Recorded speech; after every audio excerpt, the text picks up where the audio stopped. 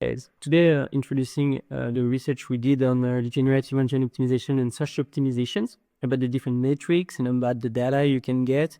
We'll dive into the subject to get a broad overview of what is going on in the industry. Does search engine optimization and generative optimization are correlated? Spoiler alert, it is.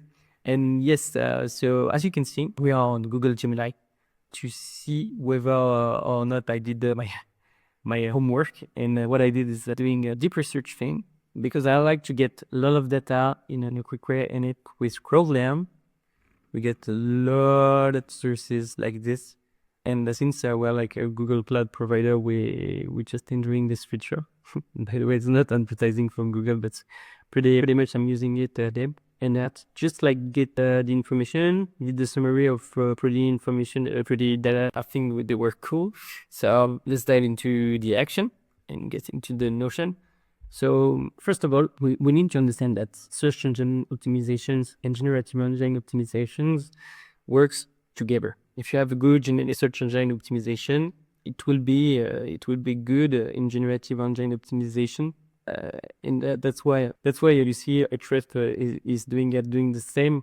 And also a lot of people are talking about LinkedIn and Reddit on how you should rank, but you see in the long-term consensus among analysts is that search engine optimization, generative engine optimization will coexist with successful strategy integrating both disciplines to maximize reach in a diverse information ecosystem.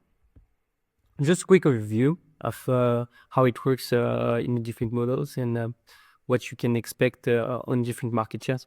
So obviously the one doing the job is ChatGPT. Two-thirds of the market. It's like broadly 74.8% of the market. And maybe in the future it will be even more, maybe like Google search, more than 90% of the markets, if you include Yandex, DuckDuckGo, Baidu in China. And so this is just it. Just also wanted to go through that almost when you have an AI overview. User click on organic link is almost divided by 2. It's 47%, but almost divided by 2. That's a huge deal. So you need to take into the account this. And also for AI overview, the new feature on Google letting you having a summary of different pages that you have. Google AI overview is like correlated with a 34.5 lower average click-through rate. So that's a lot. And in yesterday reported an even steeper decline of 54.6%. And I think it will dramatically increase in the next few years, and it will be tough to keep up with the pace of this. So this is shifting. That's why I call it shifting. And there it is, the different words. So basically, when you do a Google search, you're using 4 words. It's like a Chinese restaurant in New York, for instance. It's like 4 words.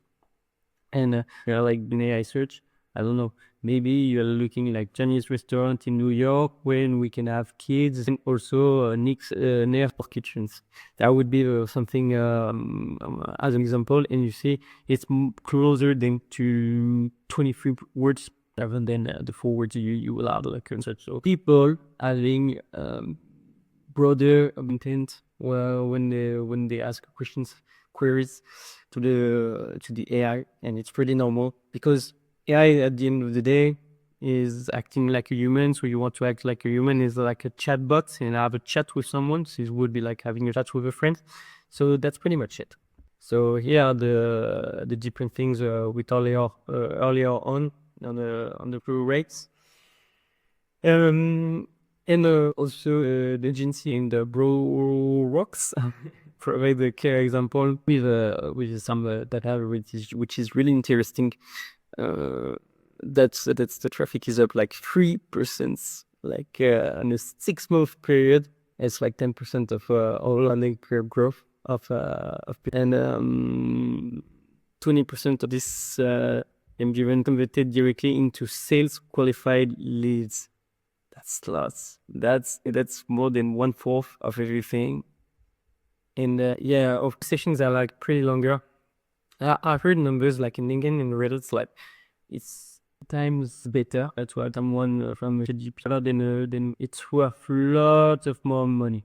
So as I said earlier, SEO and GEO, you need a strategy which is doing kind of both, and they are not opposite, they are complementary. They're not like doing the same thing.